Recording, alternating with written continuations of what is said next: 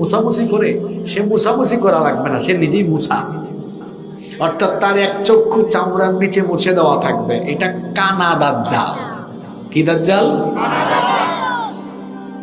আবার আরবি অভিধান খুললে দেখবেন মাসিহ শব্দের আরেকটা অর্থ হলো ভূপৃষ্ঠে বিচরণকারী।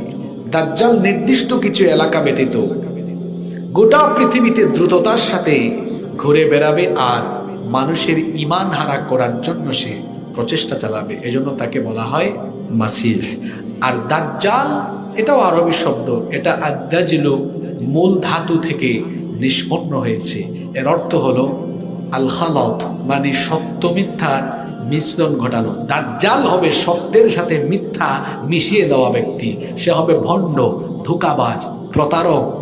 সে ভণ্ডামি করে, ধোঁকাবাজি করে মানুষকে ফিতনায় ফেলতে চাইবে। এজন্য তার নাম হলো দাজ্জাল।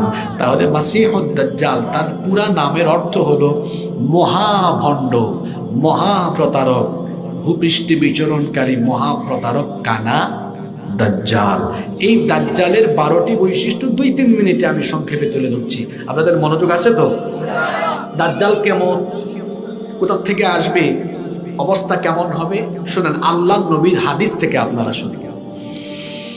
1 নম্বরে নবীজি বলেছেন, জিন ভূত বা অন্য কোন জাতির ভেতর থেকে দাজ্জাল আসবে না, বরং দাজ্জাল হবে মানুষের মতোই। তবে তার মধ্যে কিছু স্বতন্ত্র বৈশিষ্ট্য থাকবে। সে স্বাভাবিক কোনো মানুষ হবে না, সে হবে অত্যন্ত দানবাকৃতির, ডেঞ্জারাস, দেখলেই ভয় লাগে এমন চেহারা সুরত তার থাকবে। নাম্বার 2 নম্বর হলো আল্লাহ নবী বলেছেন আন্নাহু আওয়ার, তার চক্ষু কানা থাকবে, সে হলো কানা দাজ্জাল। সে নিজেকে রব বলে দাবি করবে, বলবে আমি তোমাদের রব। আল্লাহ নবী বলেছেন তোমাদের রব তো অন্ধ নন, দাজ্জালের খপ্পরে পড়ে যেও না, কারণ দাজ্জাল হলো কানা, দাজ্জাল হলো অন্ধ, কিন্তু আমাদের রব মানবীয় সকল দোষ ত্রুটির ঊর্ধ্বে।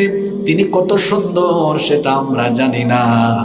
মানুষ যদি এত সুন্দর হয়, আসমান জমিন যদি এত সুন্দর হয়, আল্লাহ যে কত সুন্দর আমরা ভাবতেও পারবো। দুনিয়া সুন্দর, মানুষ সুন্দর, আসমান সুন্দর, জমিন সুন্দর, সুন্দরে সুন্দরে পাল্লা, জানি না কত সুন্দর তুমি আল্লাহ, জানি না কত সুন্দর তুমি আল্লাহ। সুবহানাল্লাহ। 3 নম্বরে নবীজি বলেছেন